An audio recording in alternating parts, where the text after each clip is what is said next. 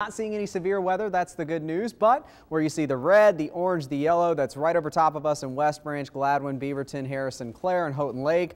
We've got some pretty heavy rainfall, a lot of lightning in these storms, maybe some pea-size hail, not anything severe at least at this point. And this is all moving towards the north and east, so heads up through Alcona and Iosco counties, even into Aranet County. We'll be tracking these thunderstorms for you, and right now they are staying at least north of the Saginaw Bay. Now let's switch it over to another source and we'll talk about where they're going over the next few hours. And like we said, our northern counties favored, but watch what happens near Alma over the last hour or so. We're starting to see these areas shifting a bit more to the south. So looks like the best rain opportunity for the morning hours will be from the Tri-Cities north.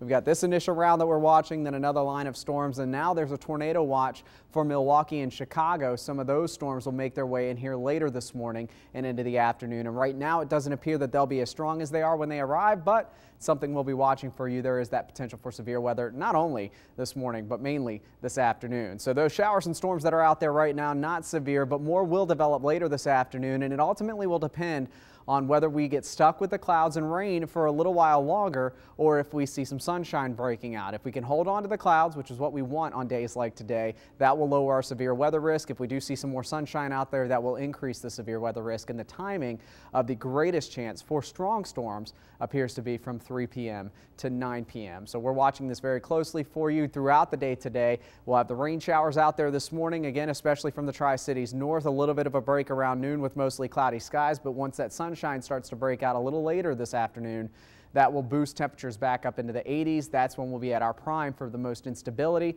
and instability fuels thunderstorms. You get the picture, right? We're going to see that potential increasing for us later today. So here's the latest outlook from the Storm Prediction Center in Norman, Oklahoma. These are the meteorologists that issue the tornado and severe thunderstorm watches. They also issue severe weather outlook areas, and that's all of us in that slight risk, which is on the lower end of the scale, but we've had tornadoes in slight risk days. And today's greatest threat appears to be wind damage and large hail. Now, if we see sunshine this afternoon, the hailstones could get pretty large. If we hold on to more cloud cover, then we'll be more concerned about the wind than the hail. But those are the higher risks for today. Notice the tornado and rain threats on the lower end of the scale. However, the rain threat, that's going to be increasing for us as we go into tomorrow, because watch how many rounds of showers and storms FutureCast predicts coming through the area. We have round 1 this morning, round 2 this afternoon, get a little bit of a break, and then watch what happens overnight tonight. We get another round lining up along the I-69 corridor, and then by sunrise tomorrow morning, possible 4th round will be moving through. And then going through your Wednesday,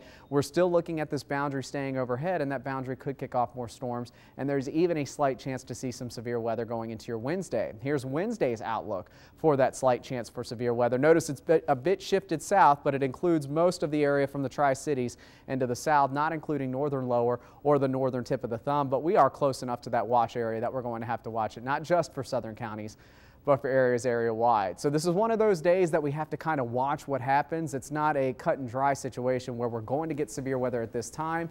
Again, if the clouds hold on a little while longer, that's really going to limit how intense some of these storms get. We're not done with the rain, though, past Wednesday. Check it out. We've got a 7-day forecast that looks pretty soggy. The good news is it's not going to rain all day, every day, and last all day long. We're looking at scattered shower and thunderstorm chances for the next 7 days, with temperatures slowly cooling off back to near 80 by the weekend.